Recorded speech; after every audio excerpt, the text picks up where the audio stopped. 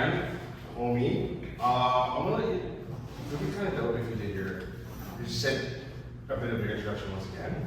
Not the whole thing. No worries. Just remind the folks. Yeah, I was calling to bed anyway. And then I'll step down. I was just gonna ask, I was gonna request if you wouldn't mind speaking just a little bit of what we do currently at the university. Cool. Okay. Cool. Come on in. All right. Well, the proper introduction, I guess, would be my name is Ola Idris. I am Sudanese. I grew up in Uganda. I moved here about 7-8 years ago for school. I studied here at Waterloo. I did political science and business, and I minored in economics and international trade.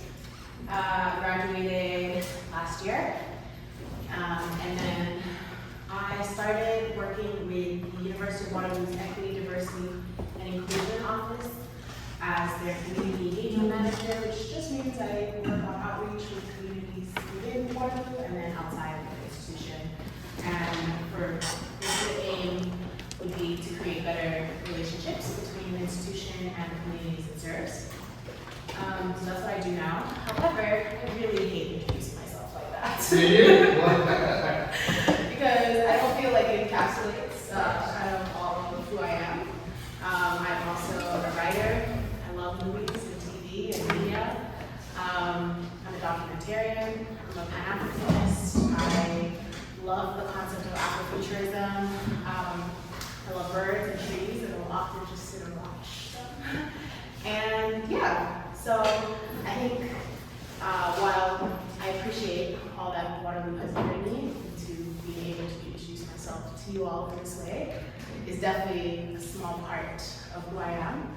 And my experience here actually pushed me to have to define myself in other ways outside of my degree and all that. And that's kind of where my love for Black African politics and imaginations came from. And I'm really excited for today's class. I will say, I'm not going to do the whole thing where I go around and like ask you all to introduce yourselves. Why not? But because I know students hate it, and I would not do that to y'all. Okay, I hate it. I'm not doing so. But I will say, I really want this to be an interactive class. As you can see on the board, it's the politics of imagination, which means that I really want you guys to engage in an imagination practice with me. I'm really excited for all your thoughts, and yeah, okay. Any questions before we start about me? Fine. Okay. So, when I started thinking about the concept of imagination, I started asking myself these questions. I asked myself, where do I build my imagination from? Who or what governs my imagination, or kind of the limits of what's possible? Is imagination something that's natural, or is it something that we nurture? And what is that relationship between reality and our imagination? Is it something that's like based on our memory, or the media that we consume, or is it something that's like historical, written in like educational books, or like the textbooks and stuff like that? Is it something kind of mystical, like dreams, or is it a play of senses, or is it just from your inherent like wants and needs that you imagine something to be? So, I wanted us to start with kind of a discussion before we go into kind of me sharing some stuff. How do you imagine the future? Like when you close your eyes into the world in 10, 20 years, what does that look like to you?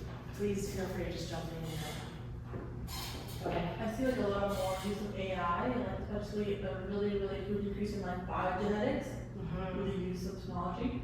Yeah, it's getting really out there, eh? That AI stuff. Anyone else? I picture a lot of space travel. Space travel? Yeah, like to the moon or like the Mars missions will take place in the next decade. Yeah, would you go to space if you could? Or would you rather visit the bottom of the ocean? No, the ocean scares me. You'd rather go to space or Earth? Must be an alien. Anyone else? The pessimist in me would say a lot of war and disruption and the planet burning. But then also, I think a lot at the moment. There's a lot of good that is happening within communities, so a lot of revolt that will lead to something different. Yes, definitely. Anyone else? One last one? Better public transportation. Sorry? Better public transportation. Oh, we can only hope for better public transportation. I hope so too. Okay, so I'm gonna remove one of the limitations that often is in our world. What would a world look like with no money? Yes. Probably like barter, you'd have to trade one service for another. That's an option. So for me, when I asked myself this question, it kind of led to more questions. Does this mean a world where everything's free and money doesn't exist, so we have access to all goods? Or does this mean that we shift the way that money, or something else takes over what money does? Like digital currency is a form of like money. Or, as you mentioned, do we go back in time to something similar to barter and trade, where we equate the equality of goods? 3 different options. What do you guys think? Just out of my own imagination, there's obviously a lot more options, but. When you tie into the AI stuff, if all goes well, maybe everything's free because AI is doing it all, and then maybe just a world full of people doing art and stuff like that. I would love that personally. Yeah, I would hope so. That's my dream. Anyone else? Okay. Well, I want to say something. This is my own experience. People, at least where I'm from, they don't want handouts. They want something free. So that I feel like there's still, even if there's abundance of things, someone would want to exchange something. So I guess that's why there's that question of what takes in that space, because it doesn't always have to be that it's quote unquote free.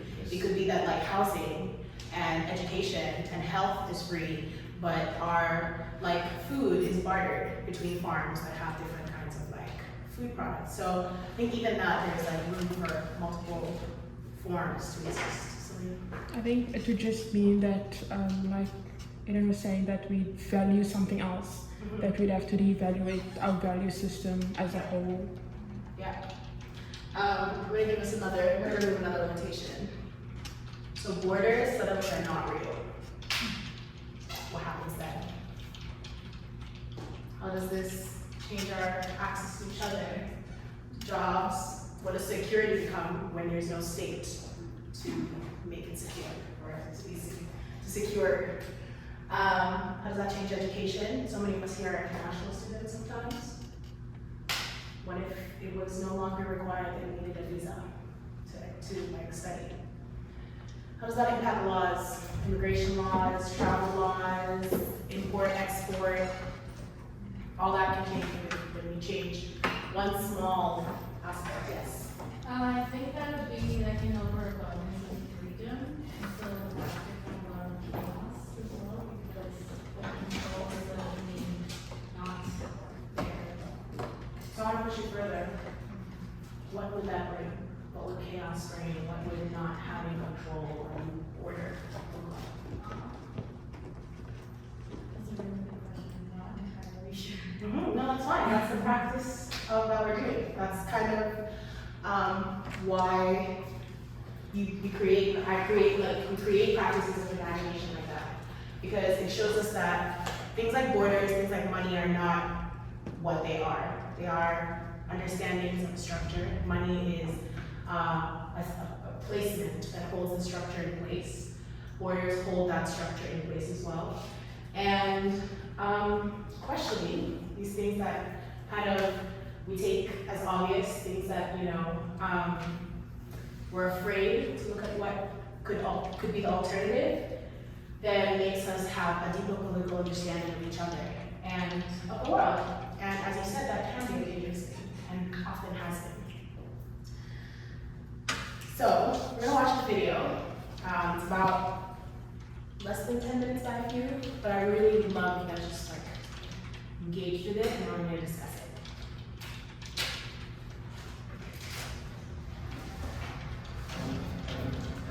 Unfortunately, there are no closed captions. I wish they were, but this is the artist's choice, I guess. I'm not sure why.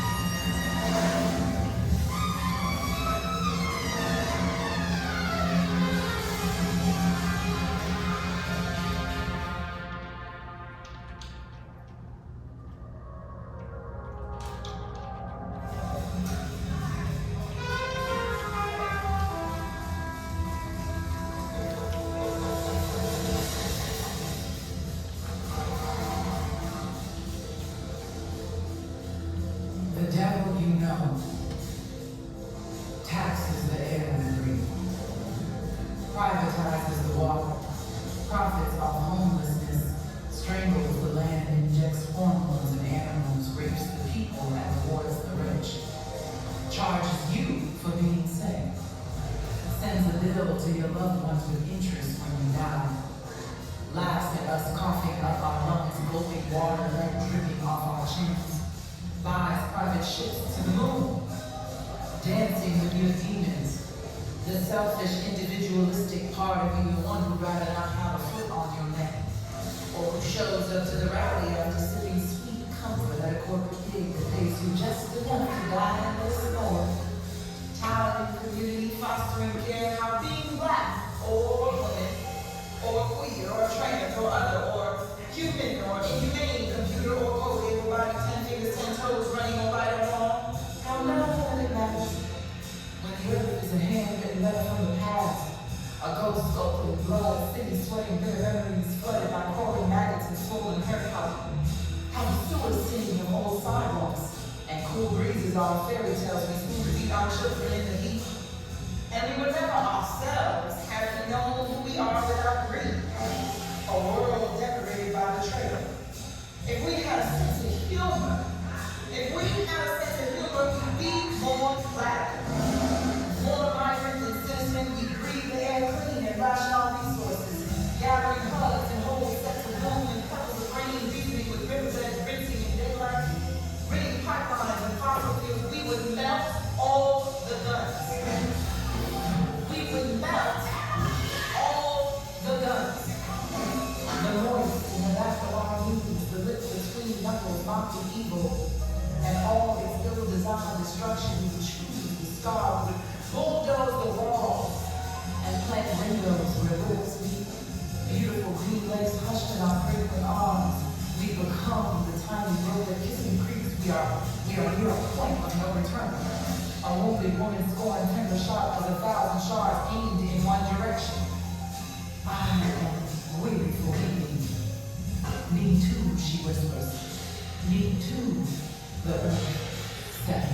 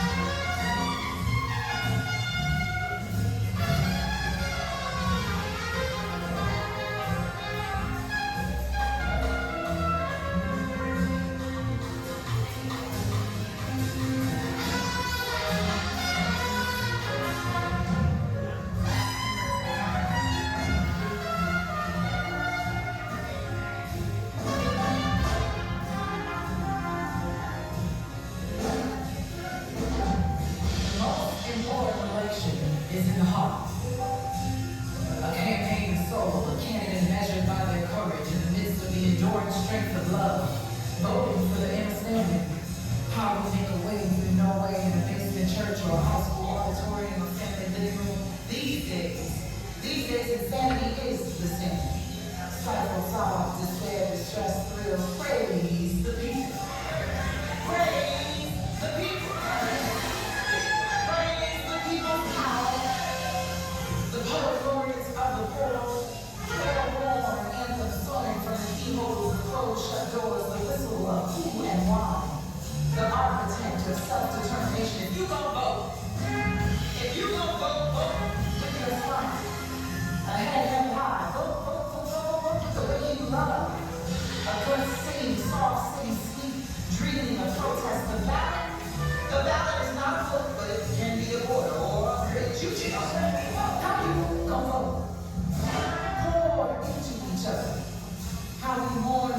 lost, how you help hold the green overload with child care, how you nurse the sick, lending some of your heart. Pay fair wages.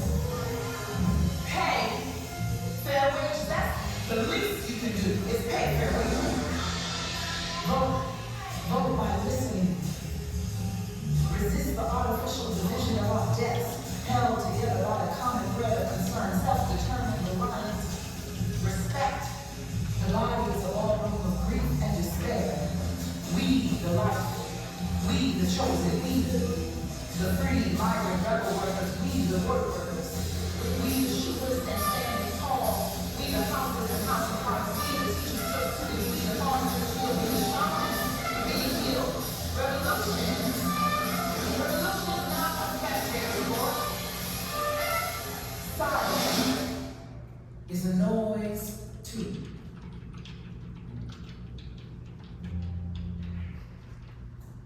Oh, we'll stop there for now. It's like 1 second, but you can check it out on YouTube. Left clicked already, but how do you guys think about that? What do you think? Yo, All the rest of you. Okay.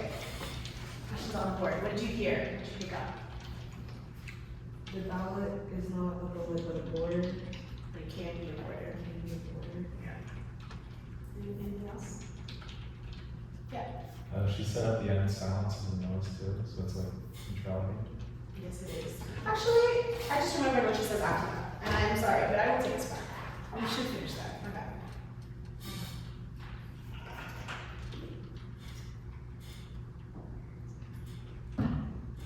Don't look at the rest. Don't spoil it.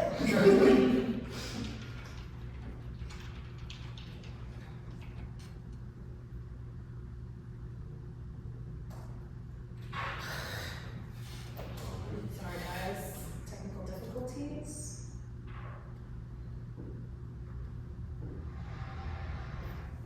Fair wage, that's the we, the free.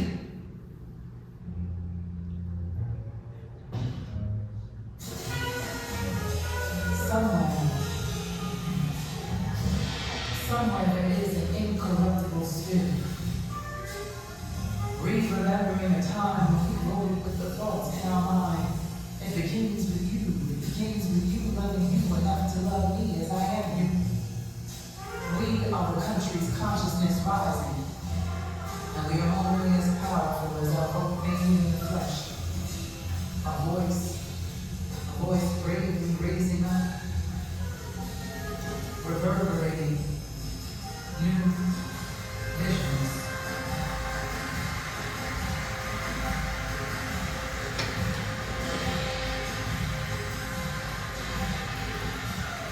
Okay, that was the end.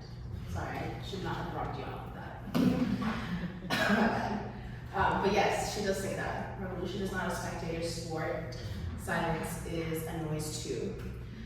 So I'll tell you why I made you guys watch this. It was not in vain. This was the part of the poem that sparked pretty much my whole exploration into imagination.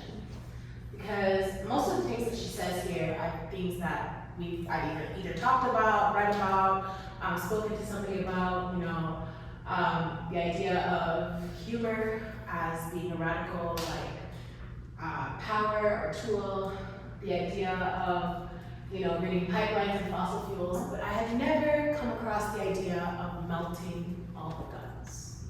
That was something that literally was sparked, and I was like, what? That is true. We could melt all the guns. That is a possibility.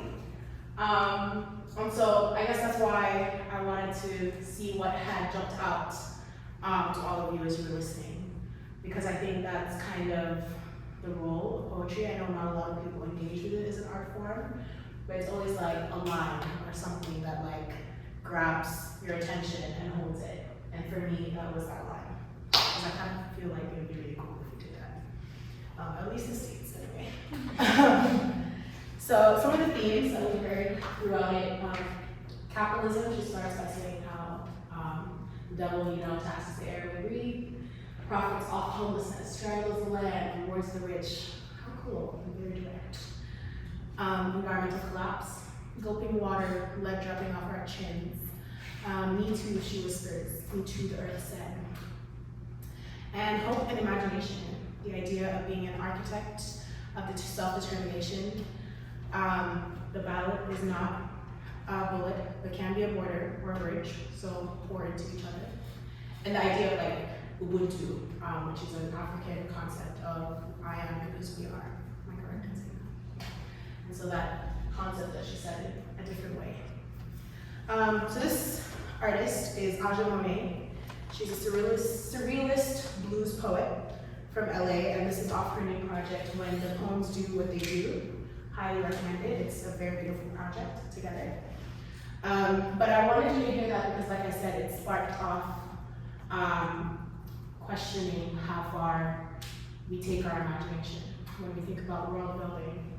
And therefore, kind of led me to what we're gonna mainly be talking about today, which is Afro-futurism. Pretending you didn't see that. So technically, the word Afro-futurism was coined by a white man named Mark something. I'm not gonna give it too much airtime because the concept has been around for eons. I'm choosing to define Afro-futurism as a cultural aesthetic as well as a political imagination for a future of Black/African-centered existence. It differs itself from Eurocentric standards of futurism, such as like Back to the Future and stuff like that, because it moves away from a Europe-centered mentality.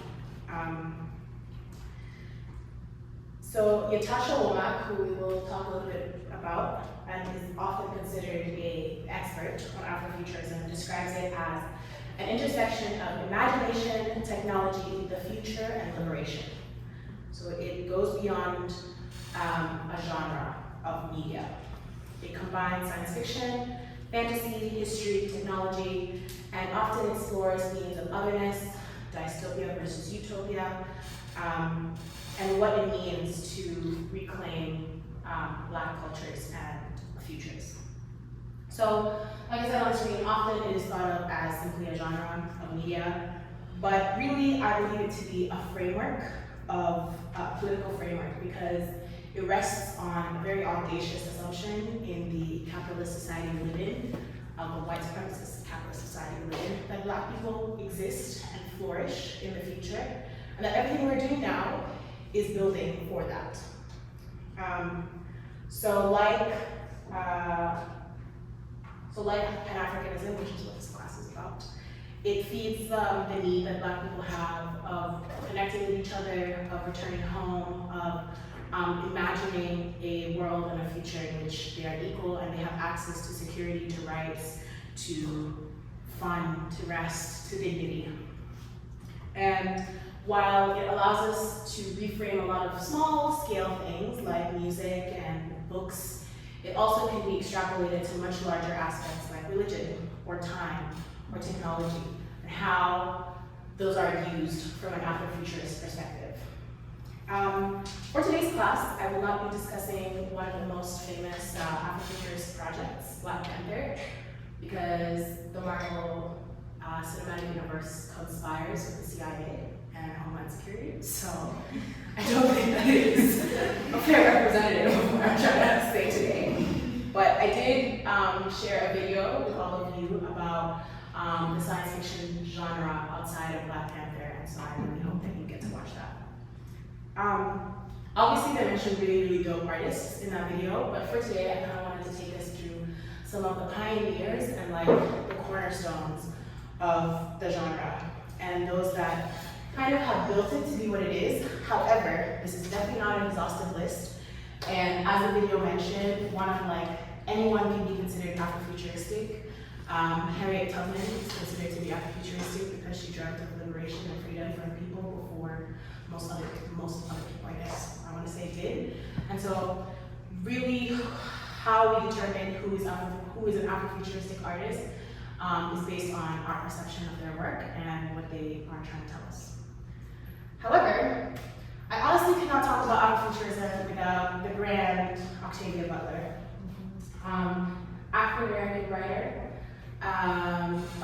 Honestly, even not reading history shame. I could talk about her work forever, but I will because I wanted to hit certain points.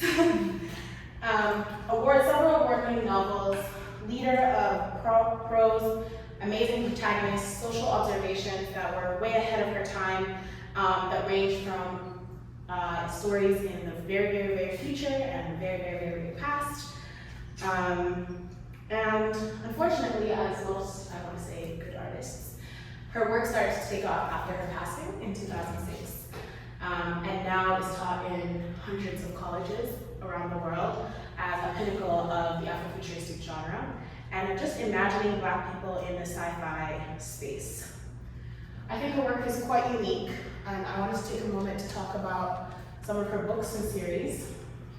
So, Kindred, which is the first on that list, is considered the first sci-fi written by a Black woman. It is a part slave memoir and part fantasy and fiction. The protagonist in the book time travels between 1976 and a slave plantation in the early 1800s. So you can imagine what her experience must have been like. The Earthseed series is set in the future in 2025, which is not so future now, but then was, because she wrote in the 90s. Where the world has been destroyed by drugs, disease, war, and chronic water shortages. Pausing for effect. Her father is a preacher, her mother is a drug addict, and she suffers from a condition called hyperempathy, where she feels other people's pain. And she goes through this kind of journey of trying to build a life and a community for her family and community as society collapses, basically. Fledging is about an amnesiac girl who basically she's allergic to the sun, and that makes her believe that she's a 53-year-old vampire. So can you imagine a Black woman that's like allergic to the sun? That's kind of crazy to be honest. And so it pushes the limits of what we believe to be human. And I will say I have not read that one yet, but it has been the most recommended to me, so I recommend it back to all of you.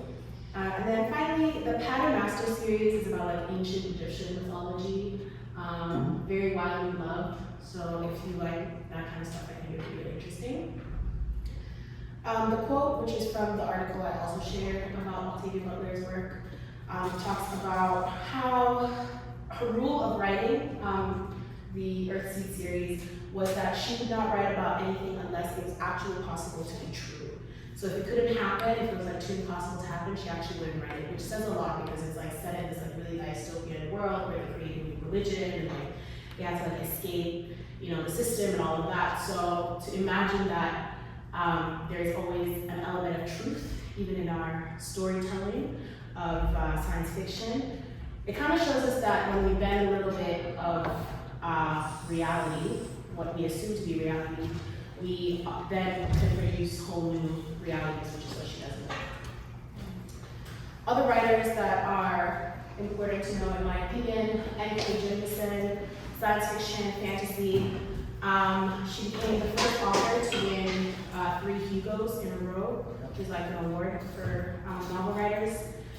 She also is a counseling psychologist, educator, political feminist, anti-racist blogger, and as it says there, she's in the work of the coolness of stuff that blows up. Mark Anthony Neal, who is a professor of Black popular culture at Duke University, writes about Black masculinity, sexism, homophobia, and the intersection of popular music. He also writes graphic novels, by the way.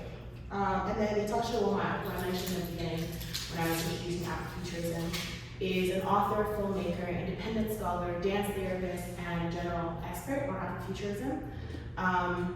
Her dance therapy is actually really cool, and I would encourage all of you to check out the website. Now, that was writing, but obviously Afro-futurism spans many different art forms, and so I really can't also talk about Afro-futurist music without mentioning the incredible Sun Ra. What can I say about Sun Ra? He was a pioneer in the music industry in the early 70s. He claimed that he was from another planet and that he came to Earth to promote peace and love, and for the time that he was making music in 70 about his like acclaim, but in the early 50s as well. It was completely different. While he was rooted in jazz and blues, he had a lot of music that had fusions with genres like bebop, swing music, synthesizers, and then he led a 30-person band, and actually this band had 30 people but like on rotation, so now they're like 200 something that belong to part of it, called the Orchestra, not spelled in the normal way, but like A-R-K, Orchestra. And he dressed in really like futuristic costumes for his performances that were inspired by the space race and ancient Egypt. Similarly, we have Parliament Funkadelic, or P-Funk for short. This was a fusion of two bands in the 50s. One was considered kind of like funk and like R&B based funk, and the other was rock-oriented kind of funk. And now they're Hall of Famers and considered one of the greatest bands of all time. And they started kind of their Afro-futuristic exploration with the first album called Mothership Connection, which is really just their expression of what a black pimp would look like in space. Which, again, to put it in context, we were in the 50s. And so for its time also, again, the fusion of these genres, it goes beyond how they like, you know, dressed up and performed, but also just like actual creation of a new genre was very Afro-futuristic in its time. I want to go ahead and even say that pretty much all genres are created by Black people, from jazz to blues to hip hop to rap to pop. Any genre you can mention was created by a Black person and then co-opted by other communities. But what was, I think, cool about bands and like artists like Summer at that time is that they were so far ahead that nobody understood what they were doing. Nobody understood what the synthesizers were doing to the music to make it this like really cool kind of genre. And it changed how even your most beloved artists now approach music. People like that. Yeah. Of course. Just only wanted to add that a good number of popular West Coast artists that define the hip hop genre from the West Coast, they base their entire sound by sampling these records. Absolutely, yeah. And rap and hip hop itself as a genre is Afro-futuristic. We'll talk a little bit about it kind of closer towards the end of the presentation, but I think that's really important to know. So, visual art as a medium has a really unique placement in the presenting of Afro-futurist ideas because it asks us the question of what do we learn by simply looking at a thing. It invites us instantaneously into a world of questions and possibilities. I honestly wanted to start this by one of my personal favorite Afro-futuristic artists because she's Sudanese and because she talks about like the Sudanese struggle. She's an architect named Yasmin Al-Noor, online goes by Kandaka Chronicles. And these pieces were kind of dedicated to different parts of the Sudanese revolution as it was happening. And that famous, I guess I want to say photo of the woman is actually Sudanese woman. So as you can see in other artists, we see it like kind of re-represented as well. The first one, like I said, is Yasmin Noor. She aims to reflect a time where Sudan and Libya were in better times and calls to attention the realities of Nubians. Which, fun fact for folks, Nubia is a real place, not this like mythical thing. It exists between Egypt and Sudan, and its people are considered the indigenous people of that area and have been kind of wiped out in the same way that a lot of other indigenous communities have, and so she kind of calls attention to that. Taina Muith, my apologies for how it's pronounced, I don't know how to do it the best way, but she's a Montreal-born mixed media artist and community organizer of Haitian and Cameroonian heritage. Her work is instigated by history, fantasy, science fiction, with the intent of analyzing its interconnectedness. So here are photos from two different series. The ones on the left are from Black Women Are From the Future, as well as the first image in the opening slide. And this one on the right is from Indigenous Women in the Archives, where she recreates political markets. This is another series that I wanted to share, Africa 2081 AD, where these two artists kind of imagined or reimagined what African cities would look like in 2081, which is kind of cool. No? Yeah. Okay. So, Afro-futurism is queer and its dismissal is intentional. So I'm going to take a moment to specifically discuss the erasure of queerness in Afro-futurism by starting with the incomparable, the wonderful Nalone. Artist, singer, musician, songwriter, author, and as they define themselves, a free ass motherfucker. That is their way of defining themselves, my bad.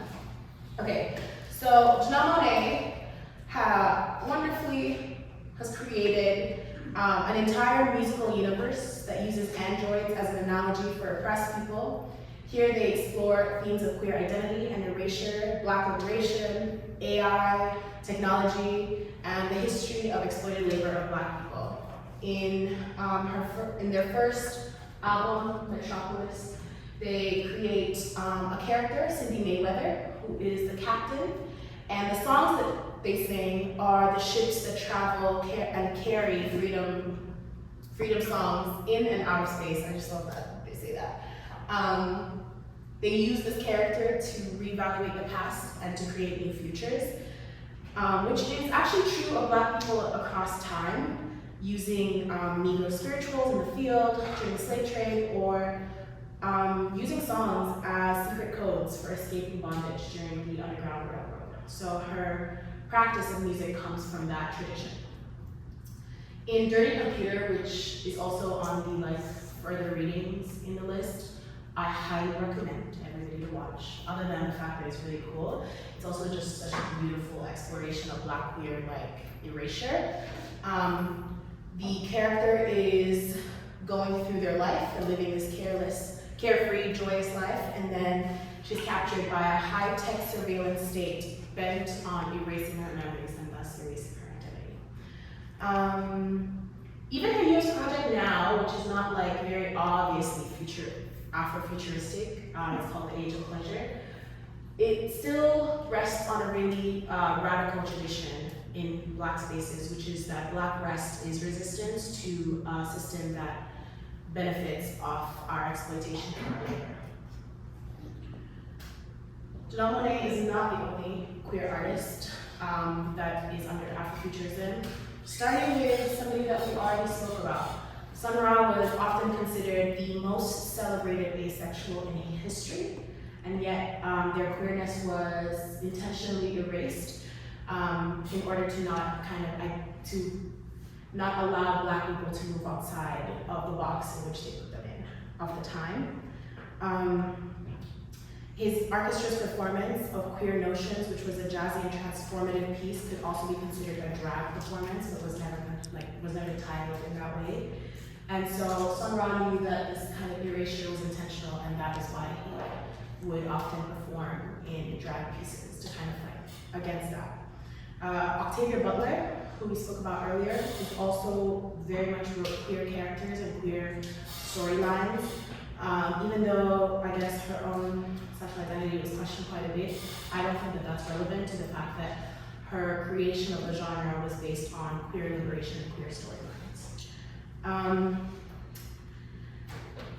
The following in Octavia Butler's footsteps is Adrienne Marie Brown, who, I don't know if folks have seen Pleasure Activism, but I have seen that book before I knew who they were.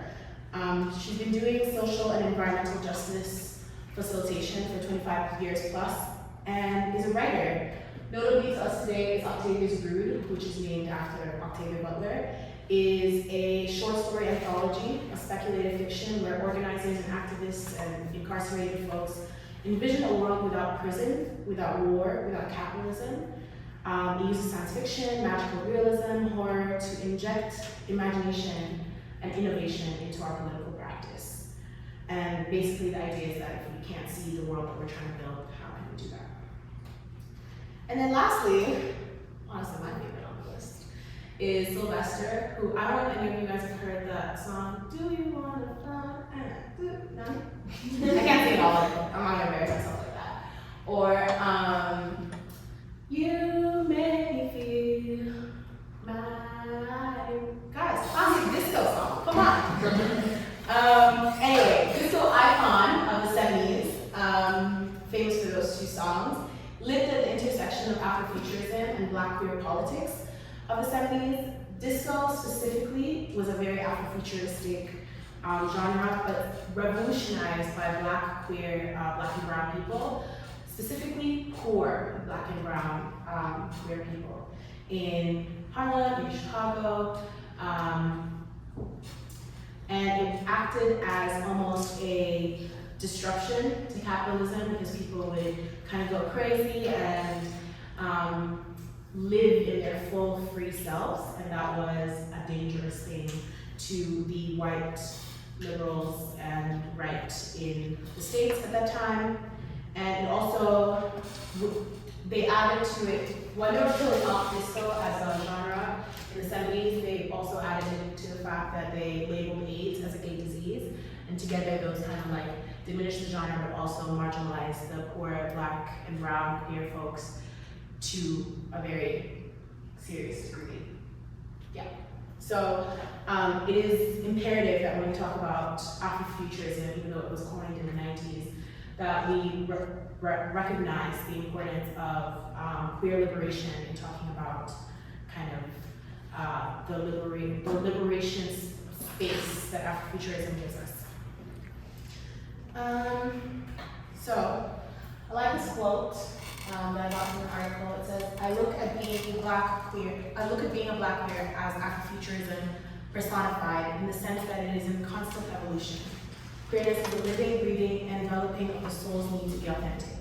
When combined with our own Black identity, we are put into a position outside the bounds of societal norms. We exist in a state that knows no bounds. We are better for living without limitations because we become more aligned with our purpose and become the validators for those who need us. If not for Black queers, the world would lack the consciousness to understand authoritative truth.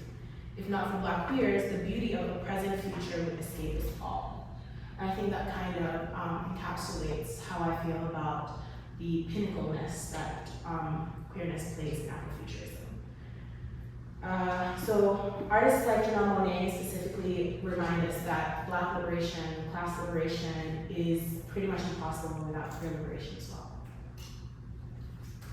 So where do Afro-futurism and politics come into play? How dangerous is imagination? As we saw earlier, it can be quite dangerous because we've been indoctrinated into understanding the world in a certain way. So when we start imagining a new world and we engage in world-building politics, we threaten the status quo of the world and the world's very resistance to it. I want to talk us through the video. I don't know if folks have the chance to watch it, of Olayinka talking about his project in Crown Heights, New York, where, did folks watch that? Or should I do a small recap? Do the recap. Do the recap? You're right, okay. So he's lived in that kind of 6-block radius for most of his life in Crown Heights. And he started this project to do kind of to imagine what the neighborhood could look like without the impact of gentrification, which I hope you all know by now is an anti-Black policing tool. What I found interesting is the setup for this imagination practice. Climate change has become so disastrous that the government gives limited mobility to citizens. So in other words, the government responds to climate change with carceral policies. And as we see, obviously, poor communities can't move since the rich can buy mobility credits, but the poor must stay within their neighborhood. And therefore, they end up having to develop practices and technologies that serve their needs, such as they turn trains into virtual reality hubs for education and travel. They turned like churches in New York anyway, like front-facing churches, act as social providers of food, and so they turned them into seedling gardens with a farmer's market at the bottom to be able to kind of access this food freely. And as it says in the video, it kind of opens up questions about power versus authority, what public and private property look like, and what happens when the movement of people is placed in this very carceral way. His project definitely focuses on sustainability, community-focused practices, and abolition. Examination of space in this way, like I said, is very radical, especially because we have to understand that the cis-hetero, patriarchal, white supremacist capitalist society hinges on land being for sale and our labor being for sale. So when we imagine a reaction to that in the way that he did, which is to change the conditions of people based on what is available, then we enter into this really radical space that actually disrupts the system as we know it. And that is why Afro-futurism is kind of dangerous to politics, because it gives us a whole new way of engaging with each other and with the world. Yeah. You mentioned that the government offered a response to environmental travesty or what have you with carceral policy.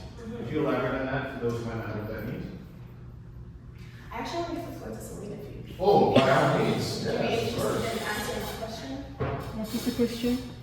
I just wanted to have The government basically reacts to environmental collapse through carceral policies, and he wanted me to elaborate on that. But I feel like actually in this space you're more of an expert if you'd like to share. If not, it's okay, I can take it back. But Okay, I'll attempt to do that. Carcerality is mostly sort of like policing people and prison systems. We do it to each other, how we police each other's tone, the way we dress. It's just taking on a carceral mindset. And so with environmental collapse and destruction, as you mentioned, land is for sale and our labor is for sale, and those are the two most important, or I think the two most important elements of capitalism. And so if the environment is under destruction, it means labor will be precarious and land will also be precarious. And so in order to do that, carceral policies need to be established where they can further control labor and land to ensure the succession of capitalism. I'll add on that. For example, we did the imagination earlier about borders. Climate change already does not listen to borders. The fires happened in Canada, New York suffered.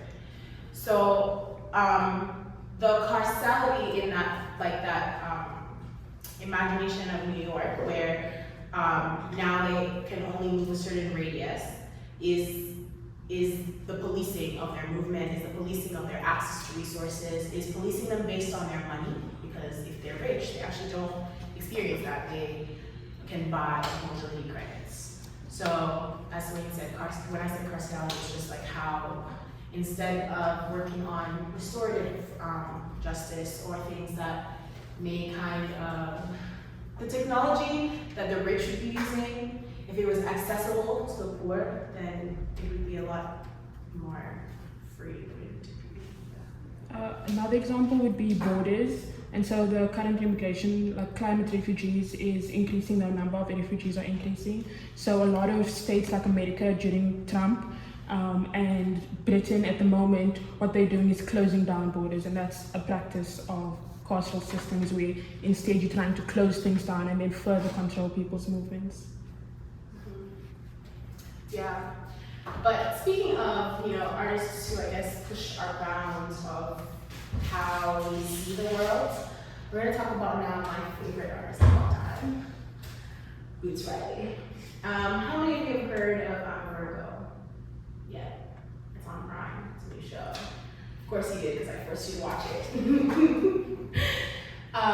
Anyone heard of Sorry to Bother You? Have you guys watched that? You watched it? Okay, amazing. So same director of Sorry to Bother You is the director of I'm a Virgo. So It's that guy. okay, so you do it. So Boots does not necessarily define himself as an Afro-futurist. In fact, his work is more maybe properly defined as Afro-surrealism. The difference being that Afro-futurism speculates on the future and surrealism kind of bends what's in the now. However, I think that both genres kind of fit under the definition of being a cultural aesthetic and a political framework, because they kind of break down societal norms beyond what we know. And so for the folks who watch Sorry to Bother You, you kind of understand the theme of his style of work, which is like this absurdist, comedic take on the world, I want to say. So he's a film director, producer, screenwriter, rapper, and communist activist. He started out in music, as Aaron kind of reacted, part of a political hip-hop group called The Coup, and their debut album was called Kill My Landlord in 1993, which I thought was a cool title. He was also an organizer within music.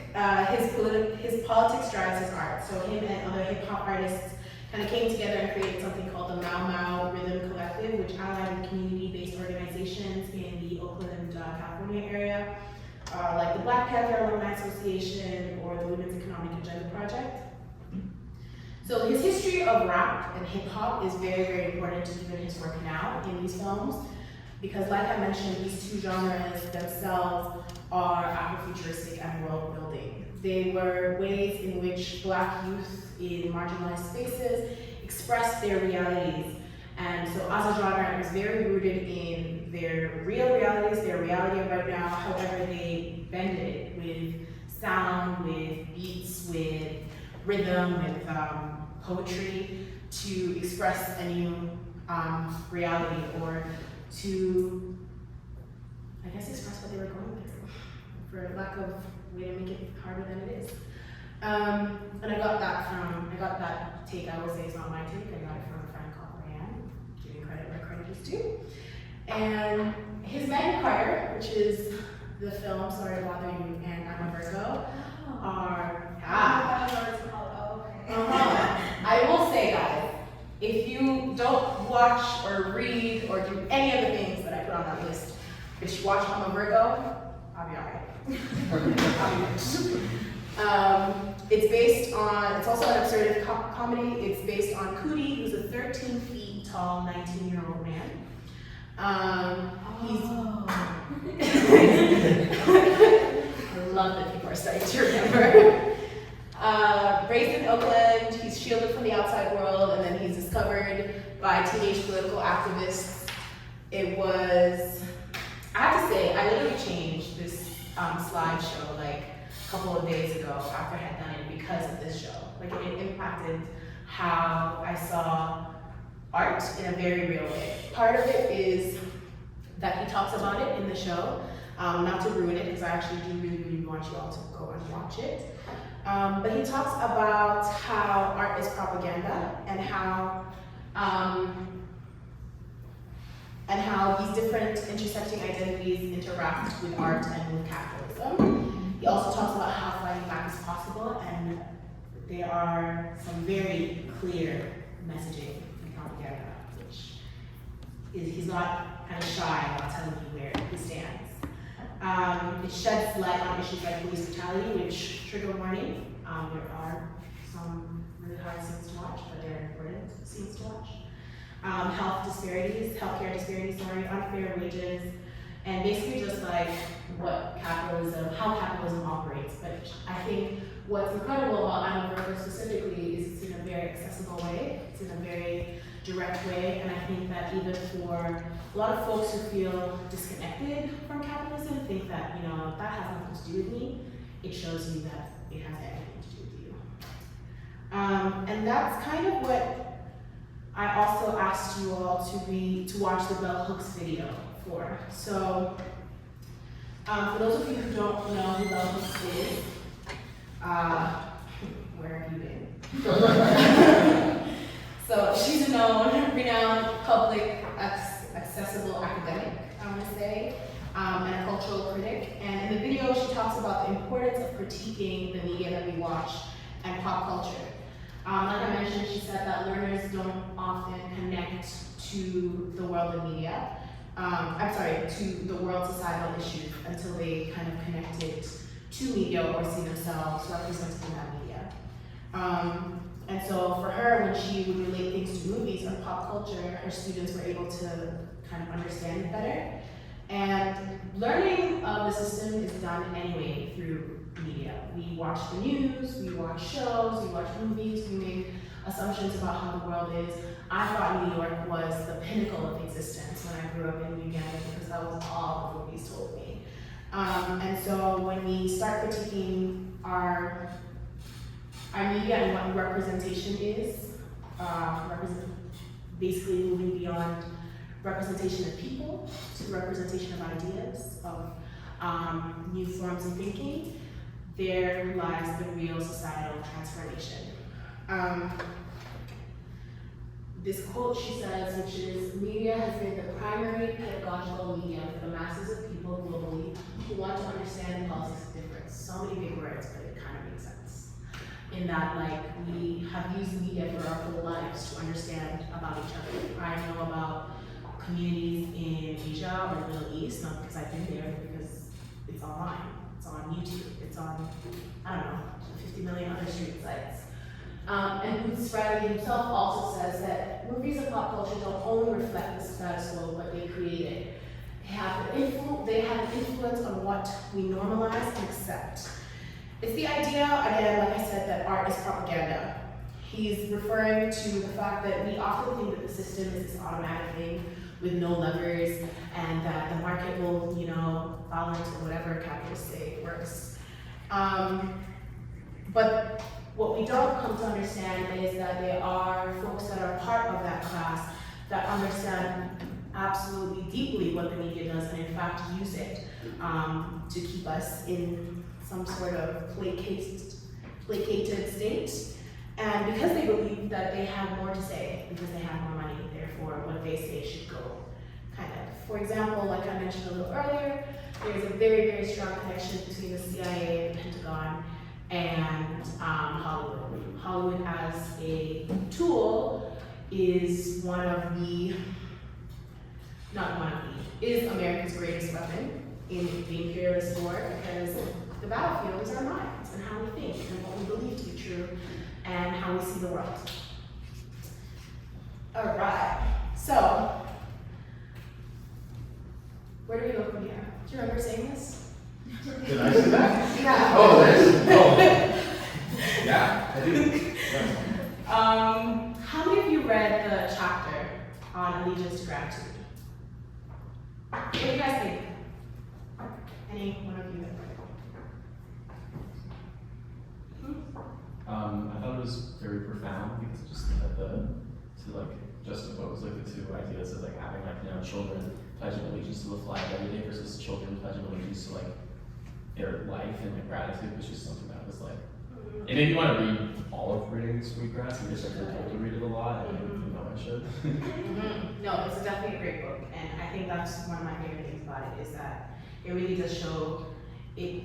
It came to me in a time where being a little vulnerable, but it came to me in a time where I was losing hope on the world, and then when she does it, she just really presents this alternative way of living that indigenous people have been doing for years.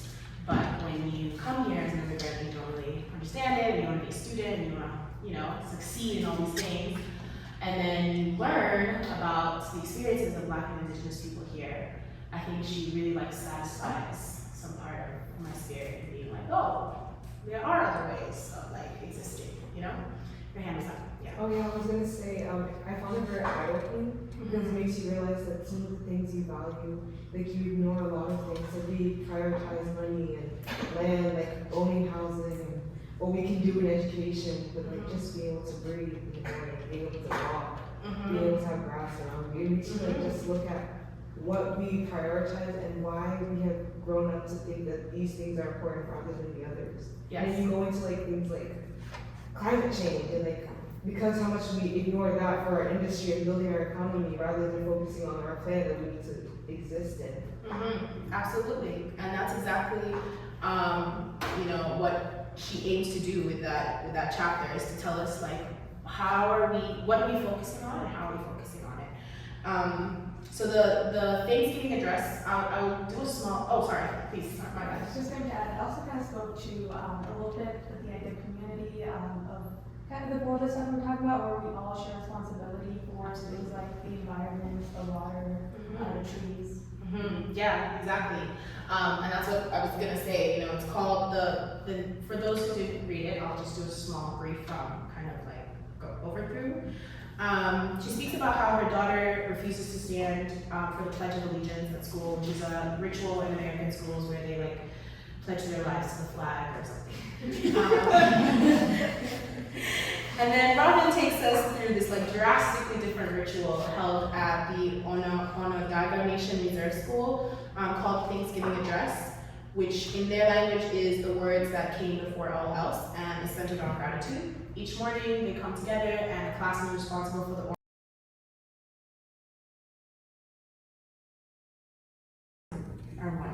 And then she goes on to address like each aspect of living, from the earth to the waters to fish to plant life to food to medicines, the animals, the winds, thunder, the sun, the moon, and they thank each one and talk about what its impact is and why they're thankful for living.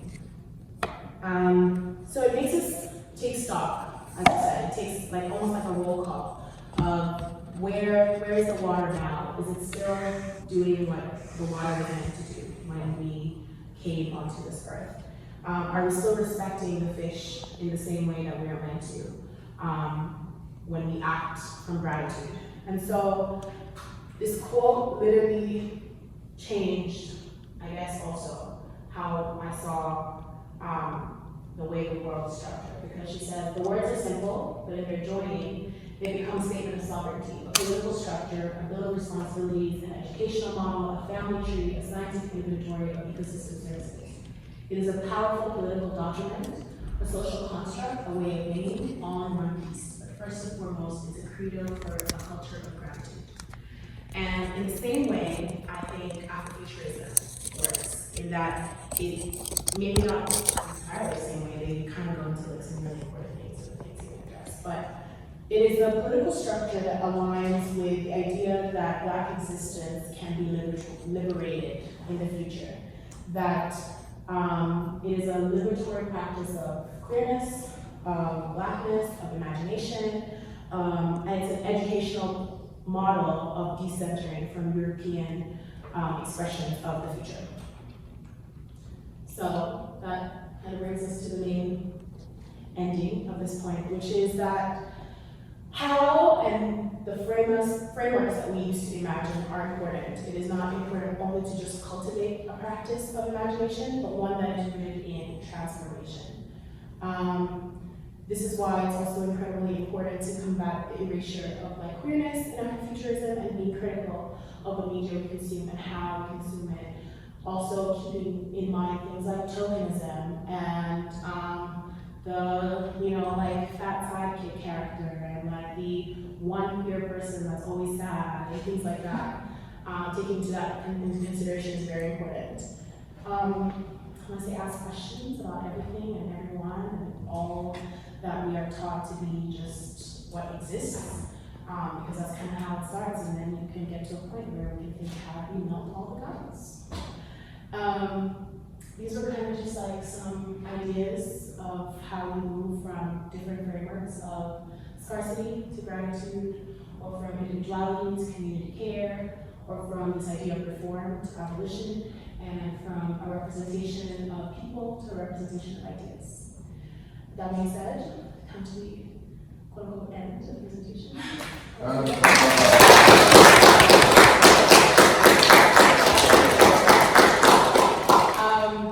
So that being said though, I really wanted to open the floor. What are your thoughts on the presentation, on the information shared? Any questions, ideas, comments, concerns? Yeah.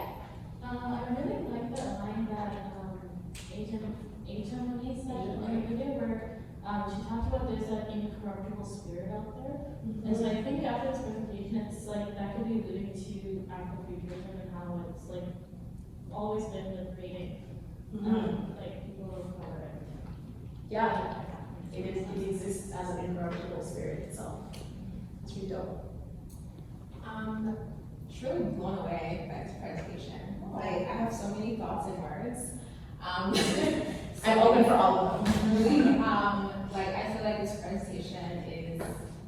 so, I don't know, it's, even though you just gave us snippets of ideas and thoughts from so many thinkers and people who are just being, I feel like it's transforming for me in like, I don't know, 30 slides. Truly, I feel so, like, my mind is just so open. What's basically related to this class, you know, talk about my life. What's basically related to this class? I was gonna say that, I've been doing research on kind of like the creation of the African Union, so the creation of the Organization of African Unity, then the African Union, and basically how is the African Union evolving till today. And I think doing a lot of the readings, I felt a sense of disappointment, but I couldn't put my finger on why I was disappointed. Because we see that like as the, a lot of the radicals sort of were killed off, most of them died, like they were murdered. But as they sort of left and you have new African leaders coming in, you just see a loss of like imagination, a loss of radicalism, and this kind of conforming to the existing capitalist system. And I feel like years ago, Africa had a chance to truly do this, like build something new, like create something new and radical and different. That wasn't just like a copy of the European Union. A copy of the European Union, that wasn't just another pawn in the game of, that is, you know, we know who the kings and queens are, and like we're just pawns, and we're like, they had a chance to do that, and I think, I don't know why, I wasn't there, but they didn't do it. They didn't do it, and I think it's so heartbreaking. And I think even as there's, I forgot what it's called, it's the new thing that like the African Union has, The New Development Bank, or? No, like it's like a new, you know, one of those things they do where like, oh, the future of Africa, 2063 or something. Oh, yeah. I forgot what the term is. Yeah. And like you read into it, it's like, you're still playing catch up to the EU. Like, can you think bigger? Can you think wider? Can you think more radically? And I feel like, I think there are people in Nigeria and Africa who are thinking this way already, but sorry, I shouldn't be hopeful. This is such a hopeful presentation. But I guess Afro-futurism has everything. yeah, but I still sometimes that like we're still so far. Because even when I talk to other young Africans and we talk about our lives and our future and tied back to the future of like the community that we're building in the nation that we are continuing to build, because African nations are so young, like we're still building it. I still sense from us that like we're not thinking differently. We're not thinking outside of the box. We're still thinking in this like particular system of how we think about our faith, how we think about our economy, how we think about gender. Like even like the slides of queerness and how that is like also Afro-futuristic. Absolutely brilliant. I was like, oh, that is so true. And I feel like even with what happened in, I think it was Uganda actually, the law that was recently passed, like basically a genocide on homosexuality or queerness. Yeah. It's like, oh my gosh, we're going so, like this is so bad. It's like really far. Okay, I'll stop. But I think that hopefully we just, even as you've given me a little bit of this with these slides, it opened my mind. Then like we can keep talking about it to other people, other Black people, other African descendant people. Like here's this thing I heard about. Like how can you like apply this to your life, to your ways of being, and to then on a larger scale. You know what I mean? I said it wrong, so sorry. No, it's not necessary. It's absolutely true. I think part of the reason I ended up in this space is because I also have the same frustrations. I did the same research on African Union, and it is very, like, it's a very frustrating place to be as a young African person who really has love for your like people and your community, but it just feels like they're fighting you at every step. I want to say, the hope is to find the people who are already doing that right. There are people there. This might not be the best advice being a teacher or whatever, but But honestly, those who don't join you in the way that you think, you're gonna eat the rich anyway. Like, the point is to find there are people, there are the Africans and Black people who do have like that innate want to see the corruption, who see the degradation of our countries and whatnot. You do have that. I implore you to find them. And then when there's enough building there, those that are not convinced will jump on. Yeah. People love being bandwagoners. Yeah. I'll tell you that now. Okay, I saw a bunch of hands. Please don't change your mind. I remember briefly you touched on Hollywood's connection to the CIA. Yeah. So what do you think is elaborate on that? Sorry? Elaborate on that. Okay, so the CIA has like multiple kinds of programs with Hollywood.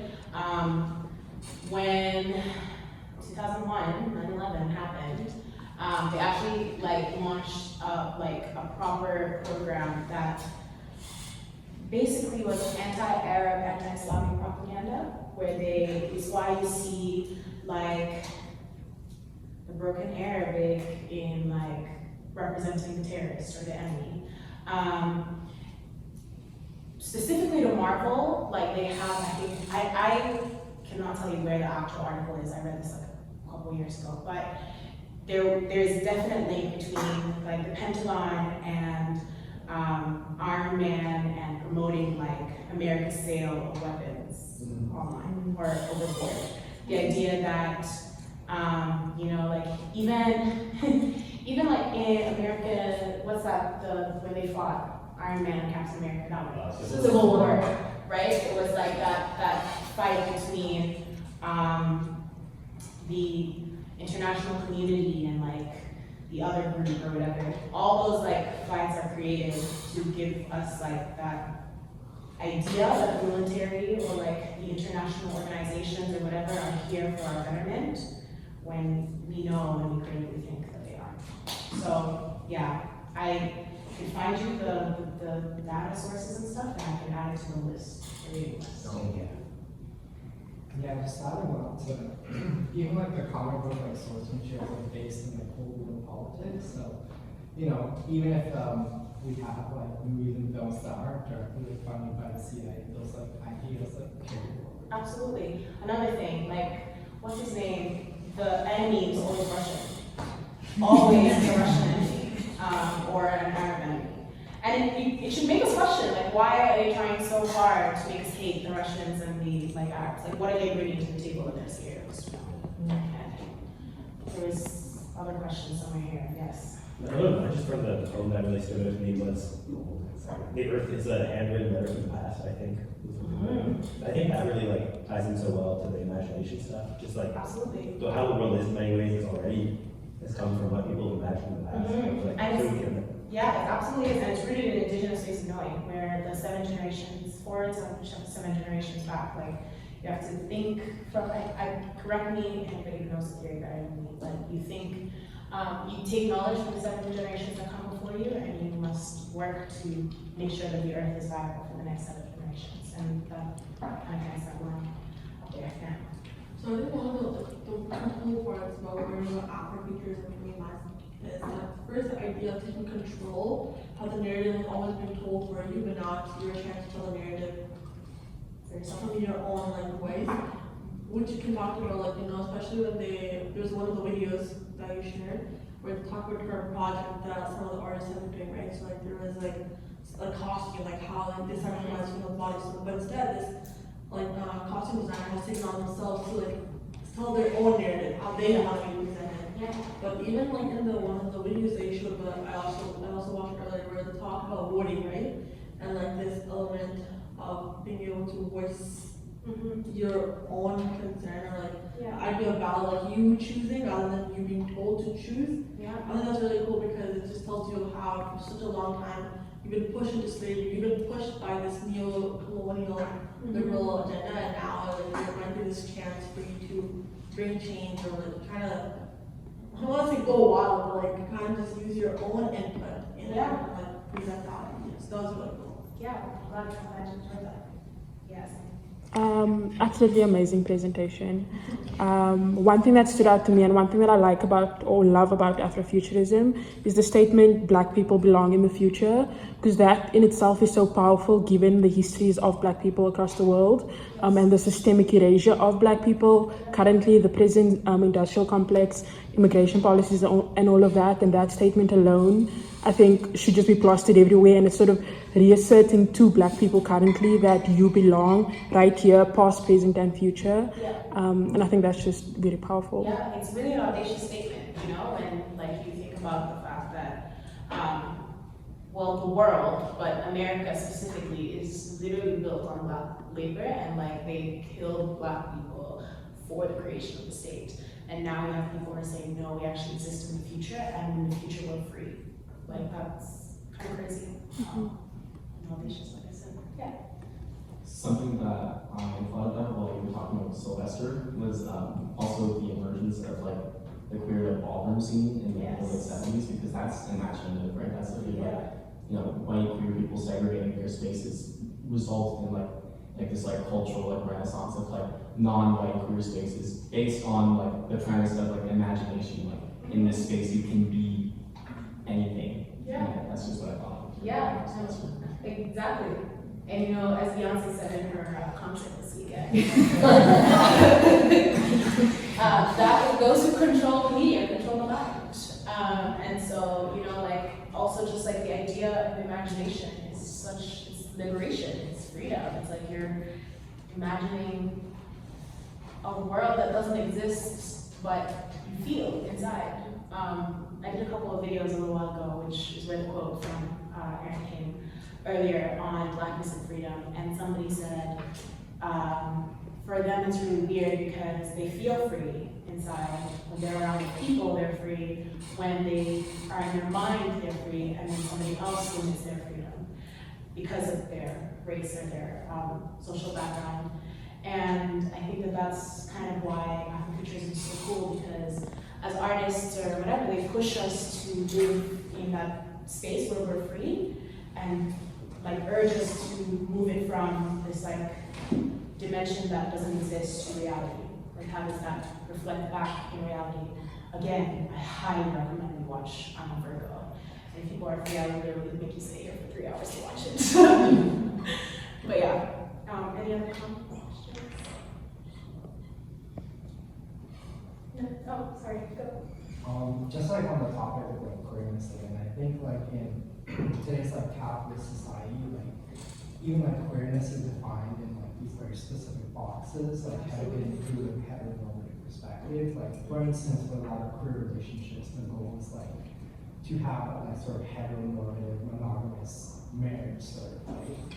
And I guess through like Afrofuturism could be a space to sort of explore queerness in all these like different forms, not just sort of the heteronormative version of it.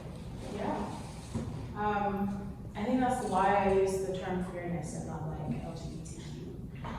Because I think queerness in itself says that there's just so much room for all kinds of different like understandings of family, understandings of like love and relationships and connection with other people. Like there's actually no one way of like describing queerness. So, but yeah, under a capitalist society that has like ingrained in our minds that we must get married by a certain age and have kids by a certain age and then like live our happily ever afters after that, queer people fall into that as well, unfortunately. Yeah. Any other questions? Comments from One question. Are you okay if I share your slideshow? Absolutely, yeah. I don't know if you guys noticed, but I was taking a video because part of my politic is free classes, so this will be going out online. So, yeah.